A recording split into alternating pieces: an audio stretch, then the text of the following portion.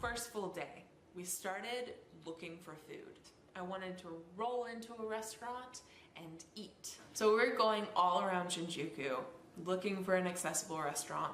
All of them had curbs. All of them had like steps. This big, this big, this big, all of them. So that was a challenge. That was, I think, the biggest challenge for me, because I've grown up watching Anthony Bourdain and all of the cooking shows and David Chang and people traveling around different countries and eating the food. So the food was an important part of it for me, and not being able to get in so many restaurants was a little bit disheartening. So when I found the little ramen shop that we found, it was like a diamond in the rough. It was a bottle of cold water in a desert. A food desert, an accessible food desert. I was in an accessible food desert. I was so excited when I could roll into that ramen shop. I mean, it was a steep ramp, but it was a ramp. And I got in there, and it was a room smaller than this one. And all you could hear is the noise of the kitchen. That's like what you hear, and the old man at the back hollering. That's it. He didn't talk to us. Nobody was talking in the restaurant. There was maybe 6 tables and like 3 businessmen. That's it. And they were all alone eating their ramen, silently, staring at their phone. I was like, well, that's a fucking mood, but how do we do this? So the old man, which I guess like the shop owner, maybe, I don't know. He pulls out a chair so I can just roll right in, and no words are spoken, which is helpful to me because I was so nervous, because he seemed very solemn and serious, and it made me nervous because it was like one of my first few days in Japan. So we like point to the most basic ramen they have and some gyoza, and like he gets it, he brings it out to us.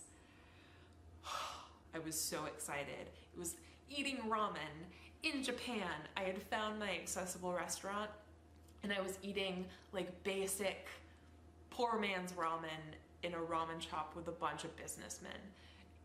I want to cry thinking about it because it was so good. And I mean, like, watch, like, it was tasty and it was good. And you should visit there and visit the old man and silently eat your ramen. Danielle and I were just, we didn't even want to talk really because it was so quiet in there. We didn't want to disrupt the vibe, I guess. And we didn't want to be like those Americans.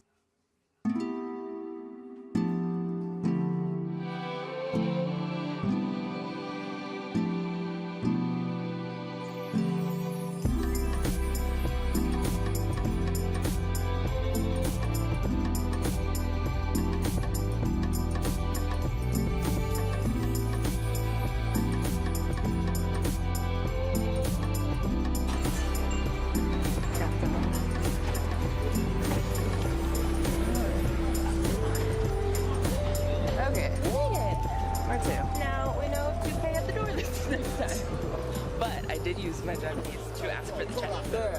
There's that. It sounded really good. Oh yeah. So from the ramen shop, we went out in search of dessert because I wanted some dessert. Eventually, we must have been like going somewhere because we were in the train station. And I saw this display. It was a beautiful display of like these little cheesecake looking things just lining the glass. And I was like, oh no, I need that. Like I need that right now. So we went up and I got a strawberry one and my cousin got a like plain cheese tart, and they're called cheese tarts. So I didn't know what to expect. I thought it would just be a cheesecake. Something cold or coffee? Coffee or dessert. Finally found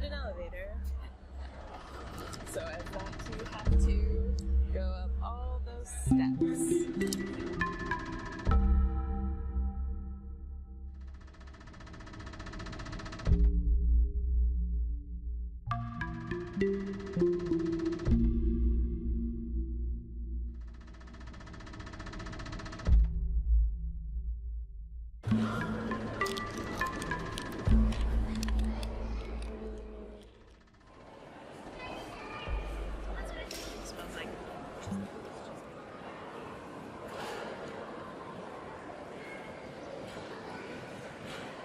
different than I thought it would be. It's really good.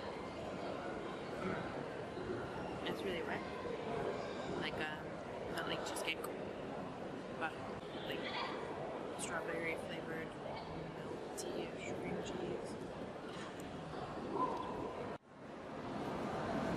Different from what you thought, right? More cheesy and cakey.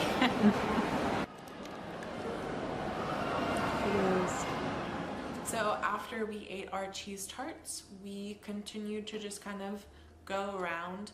Eventually, we were going to go to I can never say it. Ikebukuro, I think. Ikebukuro. We were going to go there to burn some time because it started to rain. And we were like, oh, well that's not great. I can't go out in the rain in my chair. I mean, I had a poncho, but I wasn't super duper confident that it would work, especially because it wasn't my power chair. So instead, we decided to burn time.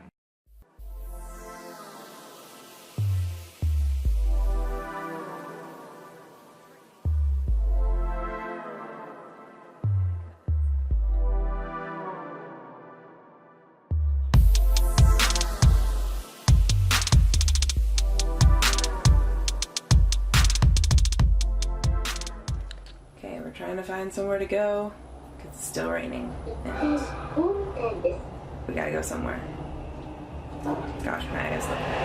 Please stand behind the yellow line. We started our adventure thinking we were going to do something. I don't even remember what we were trying to do at the beginning of the day, honestly. But we've been all over the place in these train stations, from station to station, just to burn time because it's raining outside. And guess what can't go outside? Not my body, but my wheels. So, yeah, we just have to figure out if we're going to go into the rain and risk, total oblivion, or if we just stay until the rain stops, which won't be until like 1 in the morning.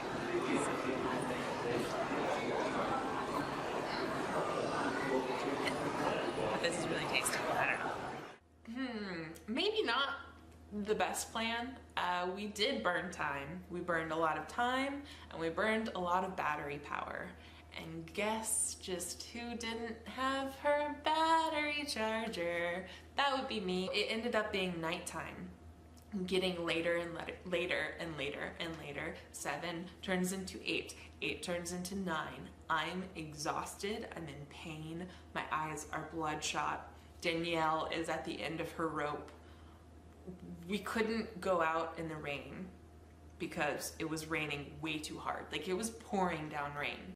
But as it became later, as my chair lost more and more power, as I lost the ability to sit more and more because I can only sit for so long. So we were really nervous, and eventually Danielle was like, no, like we couldn't find a way. You would think in such a big city that there would be a covered way we could go.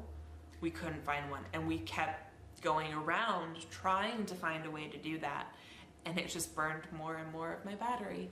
And we eventually covered, we covered me in my poncho, and over the chair we covered the joystick with its little raincoat. We then got an extra poncho, like tarp thing, and she wrapped the poncho around the battery area on the bottom. And then I got an umbrella. So I had an umbrella, a poncho over the entire thing. It was really funny to look at, I'm sure, but we made it home. We were so burnt out from that experience. but we made it through, and that was like the first full day that we had. Going to Japan, I felt like I was finally living my little adventure, my little Ghibli film. That's kind of what I felt like, which I know is kind of silly, but I was just like, magical disabled girl in Japan, it's all magical and Ghibli, ha. I kind of was living through that lens of nostalgia and joy and excitement and stuff I haven't really connected with, and like, I haven't been excited in that way for so long. So as an adult, to experience that and to kind of embrace this whole existence that I've got and to thrive in it, I think, for the first time was so good for me mentally overall. And I think I'll carry that with me for a long time. I think that's why travel is so important to everyone and not just to able-bodied, fit people, you know? But yeah, thank you so much for watching this video. If you liked it, please give it a like and definitely subscribe. I'm going to be doing more videos on Japan and also on South Korea, and also like tips and tricks in traveling to those places with a power chair and with chronic pain and all of that jazz. So yeah, please continue to watch my videos. Yeah, yeah.